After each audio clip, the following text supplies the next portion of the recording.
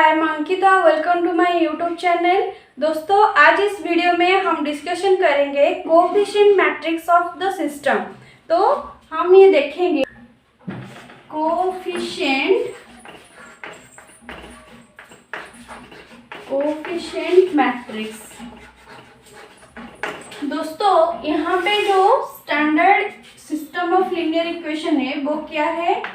a11x1 plus a12x2 plus ऐसे लेकर मैं लिख सकती हूँ a1nxn equal to b1। Similarly a21x1 plus a22x2 plus इस तरह मैं लिख सकती हूँ a2nxn equal to b2। And similarly मैं यहाँ पे लिख सकती हूँ am1x1 प्लस am2x2 प्लस ऐसे लेकर amn इक्वल टू bn। दोस्तों, यहाँ पे मैं क्या करूँगी, इसको मैं किस तरह लिख सकती हूँ? सपोज यहाँ पे मैं उसको मैट्रिक्स में जब कन्वर्ट करूँगी तो मेरे पास सिमिलरली इस टाइप का मैट्रिक्स मुझे मिलेंगे। तो ये मुझे कैसे मिल रहा है आज हम देखेंगे। तो यहाँ पे जो दोस्तों रो में जो है मैं क्या करूँगी, इस x1 x2 एंड xn तक जो भी हमारे पास अननोन्स है उसके कोएफिशिएंट को मैं रो वाइज लिख लूँगी। तो यहाँ पे क्या है, पहले a11 है, मैं a11 लिखूँगी। देन उसके बाद a12 है, a12 लिख लूँगी। देन उसके बाद मैं a1n लिखूँगी। सिमिलरली मैं सारे रोज के साथ वैसे ही करूँगी। तो मुझे सेकेंड रो में क्या मिलेंगे, a21 a22 similarly a2n। Then इसको मैं ऐसे लिखते गए तो am1 am2 एंड यहाँ पे मुझे amn मिलेंगे। ये जो x1 and x2 up to xn है उसको मैं कॉलम वाइज लिखूंगी, तो x1 x2 up to xn। फिर राइट हैंड साइड में जो है उसको मैं राइट हैंड साइड में लिख लूँगी, तो b1 b2 up to bn। दोस्तों, मैं इस तरह के लिखने का मतलब क्या है, अगर आप चेक करेंगे तो देखिए अब ये जो मैट्रिक्स मुझे मिला है, इस मैट्रिक्स को जब मैं मल्टीप्लिकेशन करूँगी तो मुझे ये सिस्टम ऑफ लीनियर इक्वेशन मिलेंगे। ठीक है, कैसे आप ये चेक कर सकते हैं, a11 के साथ x1 में मल्टीप्लाई करूँगी तो मुझे फर्स्ट टर्म मिल गए। देन प्लस a12 के साथ x2 में मल्टीप्लाई करूँगी तो मुझे सेकेंड टर्म मिल गए। तो इस तरह जो मैट्रिक्स मल्टीप्लिकेशन होता है ये तो हमको पता होता है, अगर आप देखेंगे तो हमको ये सिस्टम ऑफ लीनियर इक्वेशन मिल जाएंगे। तो दोस्तों, यहाँ पे मैं क्या करूँगी, इस सिस्टम ऑफ लीनियर इक्वेशन को मैं एक नाम दे देती हूँ। ये हो गया a, ये हो गया x एंड मुझे यहाँ पे b मिल गया है।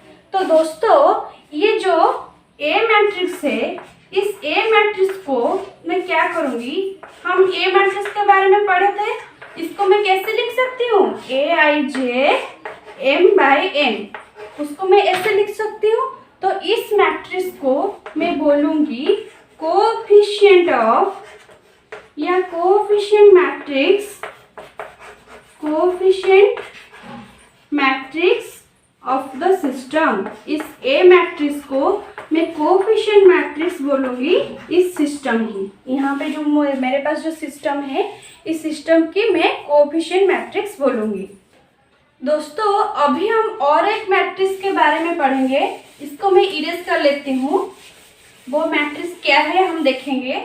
उस मैट्रिक्स का नाम है आर्ग्यूमेंट मैट्रिक्स। तो इस मैट्रिक्स क्या है हम ये देखेंगे। तो दोस्तों, यहाँ पे जो A मैट्रिक्स है ना, उस A मैट्रिक्स को मैं क्या करूँगी, यहाँ पे फिर से लिख लूँगी। तो सपोज यहाँ पे क्या है, A मैट्रिक्स में यहाँ पे शॉर्टकट में लिख रही हूँ a21 up to a2n, similarly am1 up to amn। फिर उसके बाद मैं क्या करूँगी दोस्तों, यहाँ पे देखिए मुझे यहाँ पे जो B मैट्रिक्स मिला है, उस मैट्रिक्स को मैं यहाँ पे एक स्ट्रेट लाइन देकर उस मैट्रिक्स को मैं लिख लूँगी ab2 up to abn। Then दोस्तों देखिए हमारे पास एक न्यू मैट्रिक्स आ गया है। इस न्यू मैट्रिक्स को हम क्या बोलेंगे, इसको हम नोटिफाई कैसे करेंगे? a इज टू बी हम इस तरह लिख सकते हैं। जो यहाँ पे जो b है तो क्या है? b1 b2 up to bm है। तो इस मैट्रिक्स को मैं बोलूंगी is argument matrix. Argument matrix of the system. तो इस सिस्टम के मैं आर्गुमेंट मैट्रिक्स बोलूंगी।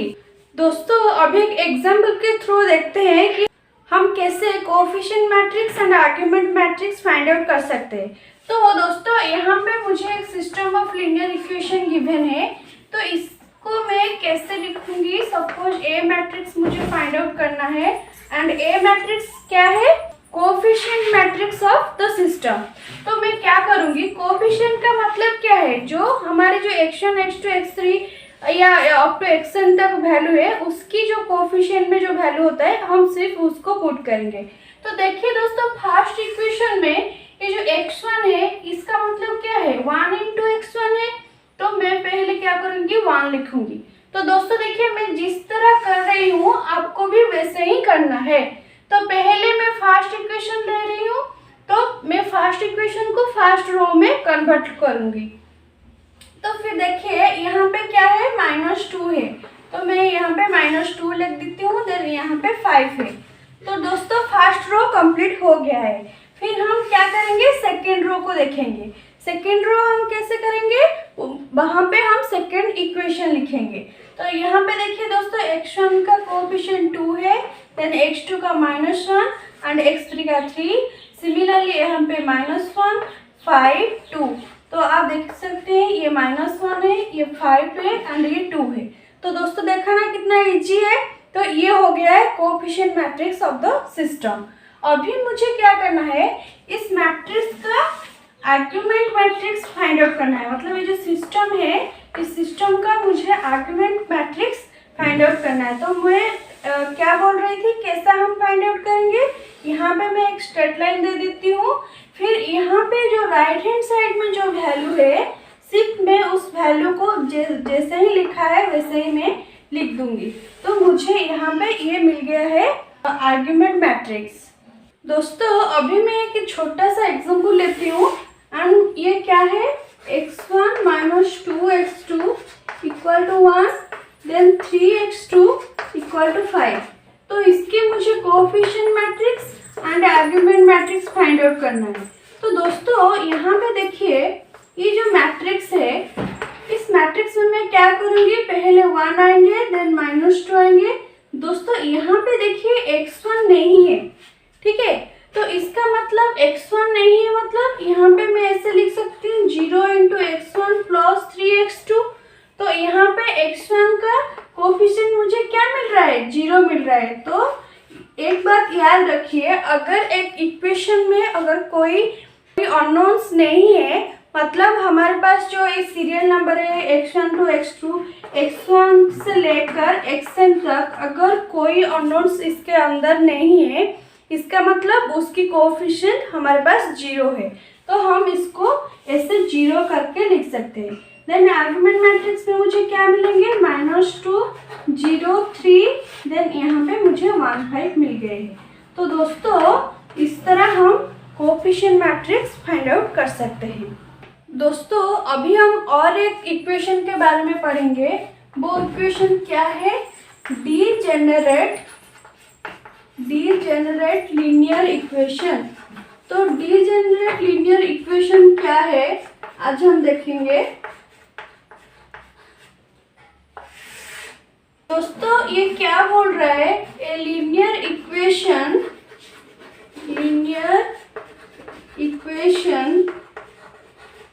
is said to be degenerate। हम कब इसको degenerate बोल सकते हैं?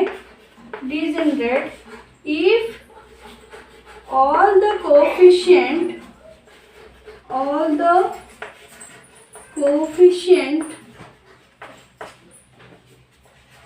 of this linear equation R0। दोस्तों इस सेंटेंस का मतलब क्या है? वो बोल रहा है कि सपोज हमारे पास एक लीनियर इक्वेशन है। मैं कैसे लिखूंगी? a1x1 प्लस a2x2 प्लस ऐसे लेकर a1xn तक मैं लिखूंगी। तो मुझे ये एक लीनियर इक्वेशन है। अगर इस लीनियर इक्वेशन को मैं कब डीजेनरेट बोलूंगी? अगर इसके सारे कोएफिशिएंट मुझे 0 मिलेंगे। इसका मतलब ये जो सारे कोएफिशिएंट है इसमें उसको मैं 0 लिख दूंगी। यहाँ पे सारे 0 आएंगे। तो इसका मतलब ये अगर लेफ्ट हैंड साइड सारे 0 हो गए तो 0 इक्वल टू मुझे b मिलेंगे। ठीक है दोस्तों, तो यहाँ पे क्या होता है, इस इक्वेशन को तो हम डीजेनरेट इक्वेशन बोलेंगे, लेकिन इस इक्वेशन कब पॉसिबल हो सकता है? ठीक है, तो आज हम ये देखेंगे। दोस्तों अभी हम ये देखेंगे ये इक्वेशन का सॉल्यूशन किस टाइप का आता है, मतलब इस इक्वेशन का एक्चुअली सॉल्यूशन होता है कि नहीं। तो दोस्तों ये क्या बोल रहा है? The solution of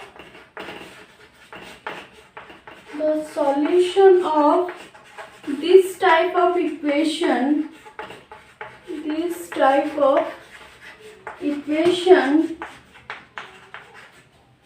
depends on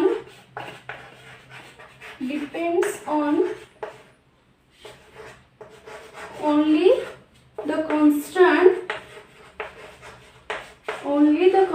b। तो दोस्तों यहाँ पे जो b कांस्टेंट है ना, इस b कांस्टेंट के ऊपर इस इक्वेशन का सॉल्यूशन डिपेंड करता है। तो क्या बोल रहा है? If b not equal to 0, अगर यहाँ पे b नॉट इक्वल टू 0 होगा तो ये हम ऐसे भी बोल सकते हैं इट हैज नो सॉल्यूशन। क्यों ये नो सॉल्यूशन हो रहा है? दोस्तों मैं यहाँ पे लिख लूंगी कि b नॉट इक्वल टू 0 है। इसका मतलब 0 को छोड़कर हम जो भी नंबर ले सकते हैं। सपोज मैं यहाँ पे 3 ले रही हूँ, तो आप ये देखिए लेफ्ट हैंड साइड 0 हो रहा है लेकिन राइट हैंड साइड में 3 है। तो ये कभी पॉसिबल हो सकता है क्या? तो कभी नहीं होंगे। तो यह इसका मतलब अगर b नॉट इक्वल टू 0 होता है तो यहाँ पे कोई भी सॉल्यूशन एग्जिस्ट नहीं करेंगे। यहाँ पे अगर इफ b इक्वल टू मैं 0 पुट करूंगी तो मुझे यहाँ पे दोस्तों देखिए मैं यहाँ पे 0 पुट कर लूंगी। तो यहाँ पे जो x1 x2 xn तक है, यहाँ पे मैं जो भी वैल्यू पुट करूंगी वहाँ पे मुझे 0 ही मिलेंगे। इसका मतलब यहाँ पे जो x1 से लेकर अप टू xn तक वैल्यू है, ये सारे कहाँ से बिलोंग्स करेंगे? फील्ड से बिलोंग्स करता है। मतलब हमारे पास जो फील्ड है, अगर वही फील्ड से हम जो भी नंबर लेंगे तो इस इक्वेशन को सेटिस्फाई करेंगे। मतलब अगर इस इक्वेशन को सेटिस्फाई कर रहा है मतलब सारे पॉइंट्स हमारी सॉल्यूशन आ गए, मतलब सॉल्यूशन पॉइंट्स आ गए। तो मैं यहाँ पे बोलूँगी then the vector u vector, यहाँ पे u1 अप टू un है, belongs to fn are solution of this equation. तो इस इक्वेशन का सॉल्यूशन होगा are solutions of this equation. तो दोस्तों देखिए यहाँ पे अगर b इक्वल टू 0 हो जाता है, इसका मतलब यहाँ पे left hand side and right hand side तो इक्वल हो जाता है, लेकिन ये जो सॉल्यूशन हमारे क्या होता है, सारे फील्ड में जितने भी नंबर्स है उस सारे नंबर्स हमारे सॉल्यूशन हो जाएंगे। दोस्तों यहाँ पे और क्या बात है, मैं क्या लिख रही हूँ? 0 into x1 into 0 into x2 plus 0 into xn equal to मैं 0 लूँगी, क्योंकि यहाँ पे मैं b इक्वल टू 0 ली हूँ। तो दोस्तों ये देखिए ये इक्वल टू 0 हो जाता है, मतलब यहाँ पे कुछ मीनिंग ही नहीं होता है। मतलब तो यहाँ पे जो हम सिस्टम ऑफ लीनियर इक्वेशन में लिख रहे हैं, तो इस इक्वेशन को लिखो या ना लिखो इसमें कोई भी फर्क नहीं पड़ेगा। मतलब हमारा जो सिस्टम ऑफ लीनियर इक्वेशन है सपोज L, तो L में जो भी इक्वेशन आता है वहाँ पे अगर हम ना लिखे भी तो इस तरह हम लिख सकते हैं और इस इक्वेशन को अगर हम ना लिख कर भी हम अगर सॉल्यूशन फाइंड आउट करेंगे तो वो सॉल्यूशन में कुछ भी फर्क नहीं आएगा, तो वो सॉल्यूशन सेम ही आएगा। दोस्तों ये थी आज की वीडियो में कोएफिशिएंट मैट्रिक्स के बारे में। अगर मेरी वीडियो आपको अच्छी लगे तो लाइक एंड शेयर जरूर करना and subscribe to my channel for more updates. Thanks for watching.